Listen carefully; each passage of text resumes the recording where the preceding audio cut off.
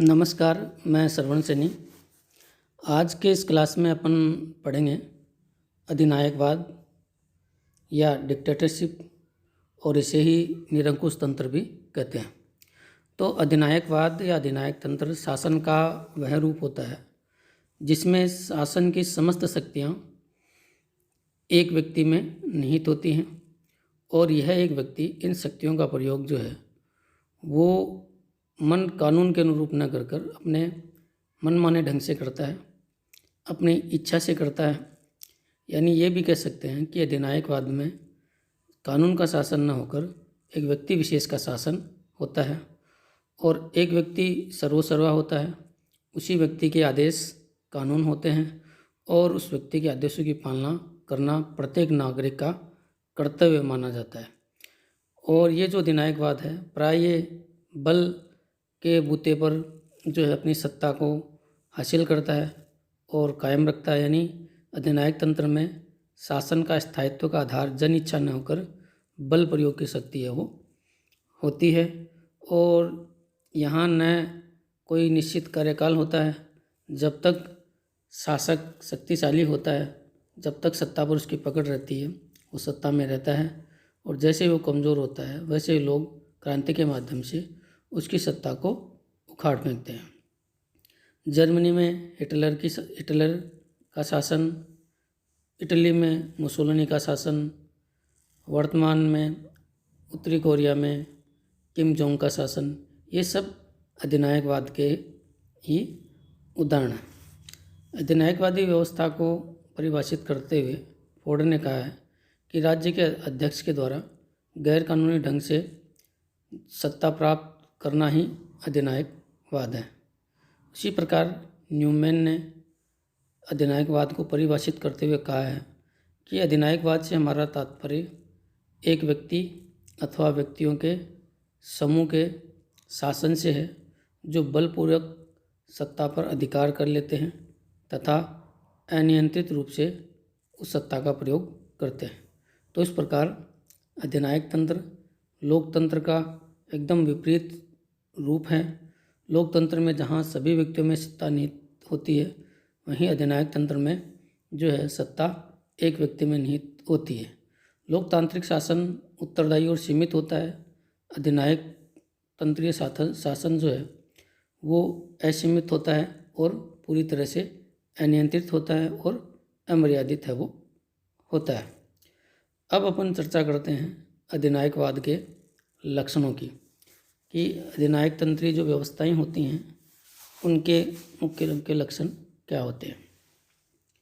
अधिनायकवाद का जो पहला लक्षण ये होता है कि अधिनायक तंत्र में जो सत्ता की स्थापना जो है वो प्राय तख्तापलट और क्रांति के द्वारा होती है।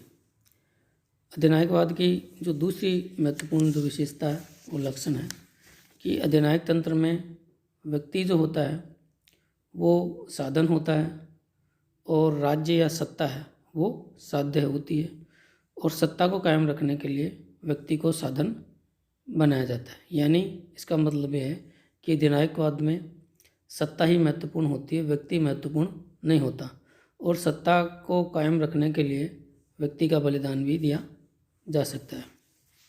अधिनायकवाद का अगला जो महत्वपूर्ण लक्षण होता है वो ये होता है कि प्राय लोकतंत्र में शासक और शासित, यानी शासक और जनता के बीच में किसी प्रकार का भेद नहीं होता। जो आज जनता है वो कल शासक होंगे, जो आज शासक है वो कल जनता में शामिल हो जाएंगे। लेकिन अधिनायक तंत्र में ये जो है शासक और शासित का स्पष्ट भेद होता है। दोनों के बीच में स्पष्ट विभाजक रेखा है वो होती है, क्योंकि जो शासक होता है वो कभी जनता में नहीं मिलता, जनता को कभी शासक बनने का अधिकार वहाँ नहीं होता।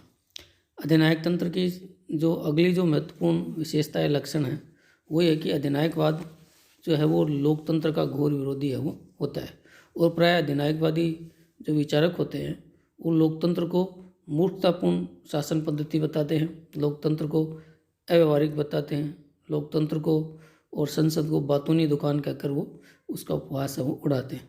तो इस प्रकार जो अधिनायकवाद है वो लोकतंत्र का पूरी तरह से विरोध करता है।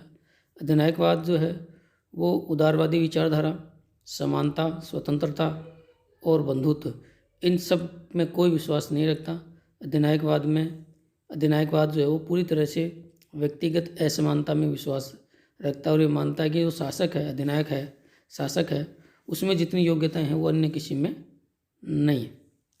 अधिनायकवाद का जो अगला लक्षण है वो ये है कि अधिनायकवाद जो है वो हिंसा और बल प्रयोग में विश्वास रखता है, क्योंकि प्राय शासकों का मानना होता है कि जब वो बल प्रयोग करेंगे तभी लोग डरेंगे, लोगों में उनका आतंक होगा, और जब लोग उनसे डरेंगे, उनका जब तक आतंक जीवित रहेगा तभी तक उनकी सत्ता है वो स्थायी रहेगी। तो इस प्रकार अधिनायकवाद है वो बल प्रयोग और हिंसा में विश्वास है वो रखता है।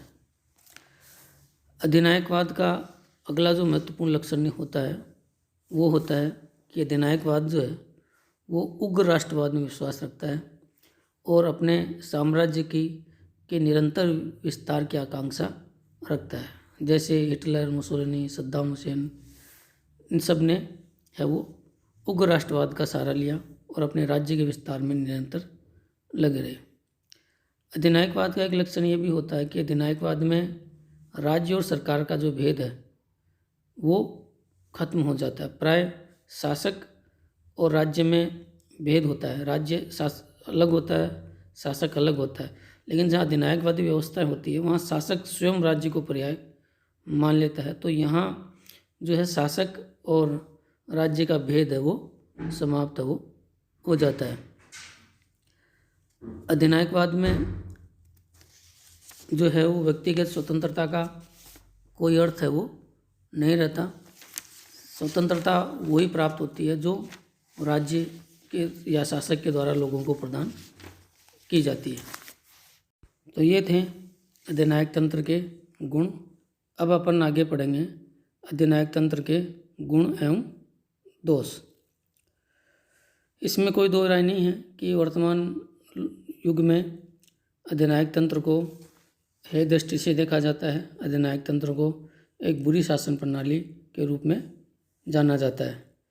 अधिनायक तंत्र में अनेक दोष हैं, अनेक कमियां हैं, लेकिन उसके बावजूद भी अधिनायक तंत्र में कुछ अच्छाइयाँ भी हैं, कुछ गुण भी हैं। और प्राय देखा गया है कि दुनिया में अधिनायक तंत्र, कुछ देश ऐसे हैं जहां अधिनायकवाद है और अधिनायकवाद के माध्यम से वहाँ तेज विकास भी हुआ है और शासन व्यवस्था, एकता में वृद्धि भी वहाँ हुई है। तो आइए अपन जानते हैं अधिनायक तंत्र में गुण कौन कौन से हैं। अधिनायक तंत्र का सबसे अच्छा गुण ये होता है कि वहाँ शासन में कुशलता आती है, और कुशलता इसलिए आती है क्योंकि शासन की समझ शक्ति एक व्यक्ति के हाथ में होती है। एक व्यक्ति के हाथ में होने के कारण वाद विवाद में अधिक समय नष्ट नहीं होता, शीघ्रता से निर्णय लिए जाते हैं और उन निर्णयों को शीघ्रतापूर्वक है वो लागू किया जाता है। और प्रशासन पर उस अधिनायक का कड़ा नियंत्रण होता है, जिसके परिणामस्वरूप प्रशासन सदैव सतर्क रहता है और भ्रष्टाचार और लापरवाही जैसी चीज़ें देखने को नहीं मिलती। अधिनायक तंत्र का जो दूसरा बड़ा गुण माना जाता है या अच्छाई मानी जाती है वो ये होती है कि अधिनायक जो है वो ताकतवर व्यक्ति होता है, बल प्रयोग करता है, लोग उससे डरते हैं, जिसके परिणामस्वरूप ये होते हैं कि वहाँ राष्ट्रीय एकता जो है वो बनी रहती है। वहाँ एक ही दल होता है, दलगत राजनीति नहीं होती, जिसके परिणामस्वरूप जो है लोग अलग अलग वर्गों में, राजनीतिक विचारधाराओं में या संप्रदाय में बढ़ते नहीं हैं। वो एक ही राष्ट्रीयता की भावना में है वो एक ही राष्ट्रीयता की भावना के सूत्र में पिरोकर रखे जाते हैं। अधिनायकवाद का जो अगला जो महत्वपूर्ण गुण माना जाता है वो ये होता है कि प्राय अपन देखते हैं कि लोकतंत्र भले ही अच्छी शासन प्रणाली हो, लेकिन लोकतंत्र में निरंतर चुनाव होते हैं। चुनाव के माध्यम से अत्यधिक धन का अपव्यय होता है। अधिनायकवाद में ये नहीं होता, निरंतर चुनाव नहीं होते, जिसके परिणामस्वरूप अधिनायकवाद में तंत्र में मितव्ययता है वो बनी रहती है। तो ये अधिनायक तंत्र का एक गुण माना जाता है। अधिनायक तंत्र में का एक गुण ये भी माना जाता है कि अधिनायक तंत्र में निर्णय प्रक्रिया सरल होती है और शीघ्रता से निर्णय लिए जाते हैं, जिसके परिणामस्वरूप यहाँ तीव्र गति से आर्थिक विकास होता है। बहुत सारे ऐसे उदाहरण हैं, जैसे रूस, जर्मनी, इटली, टर्की, यहाँ तानाशाही के दौरान तेज़ गति से आर्थिक विकास हुआ।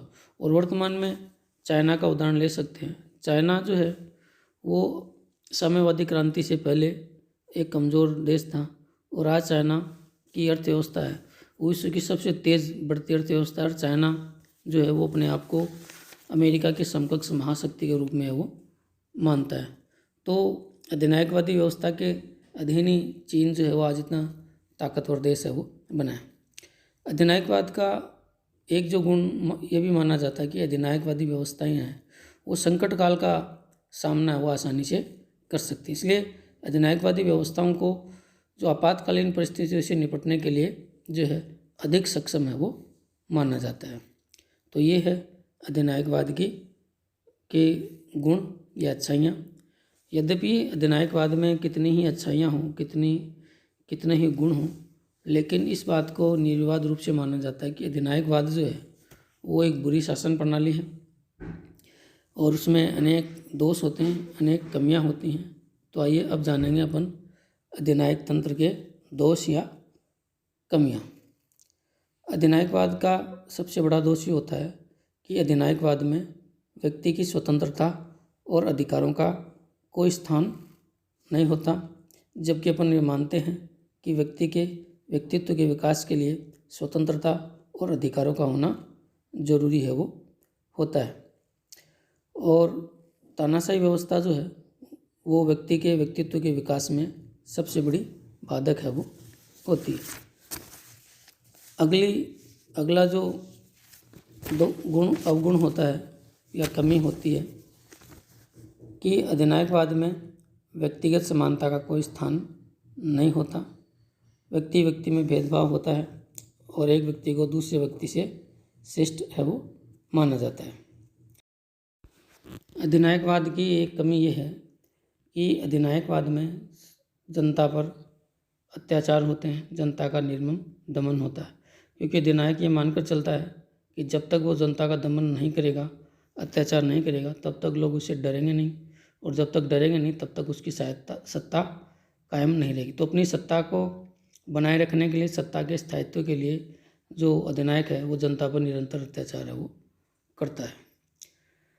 अधिनायकवाद की एक कमी ये है कि अधिनायकवाद में निर्णय एक व्यक्ति लेता है। जो भी अधिनायक या शासक होता है वो अकेला निर्णय लेता है और उसके आदेशों के पीछे बाध्यकारी शक्ति है वो होती है और मनमाने तरीके से वह निर्णय लेता है, जिसका परिणाम ये होता है कि उसके गलत निर्णय का प्रभाव जो है वो पूरी जनता को भुगतना पड़ता है।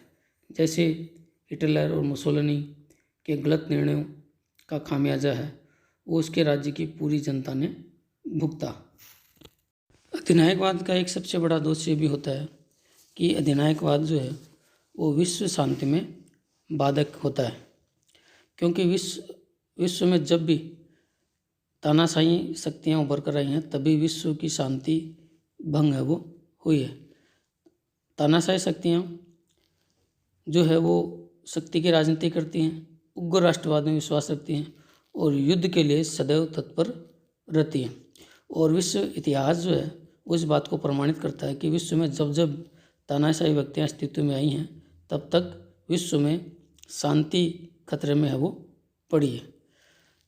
और अगला जो दोष है वो ये होता है कि तानाशाही शासन प्रणालियों में प्राय सत्ता में अस्थिरता है वो बनी रहती है, क्योंकि सत्ता का आधार जन इच्छा न होकर, जन सहमति न होकर भौतिक बल होता है।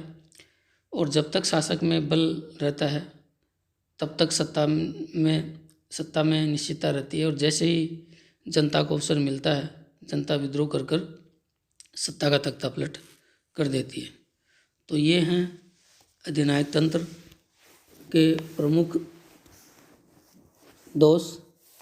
अब अपन चर्चा करेंगे लोकतंत्र में और अधिनायक तंत्र में क्या क्या अंतर है।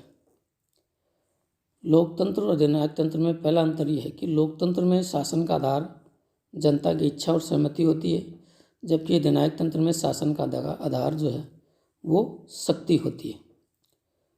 अगला जो अंतर है वो ये है कि लोकतंत्र में व्यक्ति को साध्य माना जाता है और राज्य को व्यक्ति के कल्याण का साधन माना जाता है, जबकि अधिनायक तंत्र में व्यक्ति को साधन माना जाता है और राज्य को साध्य है वो माना जाता है।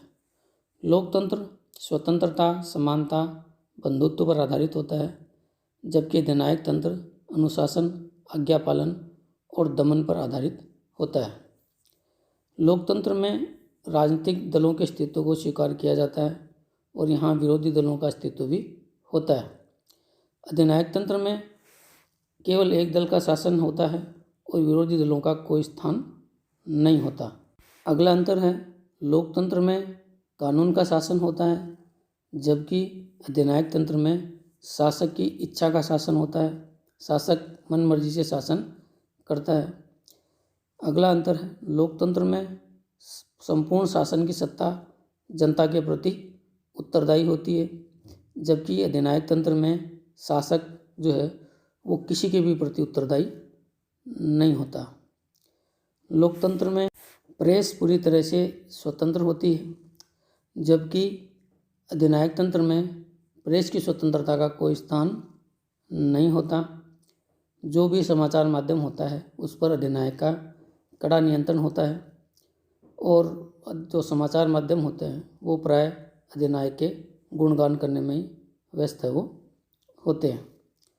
तो ये है लोकतंत्र और अधिनायक तंत्र में अंतर। धन्यवाद।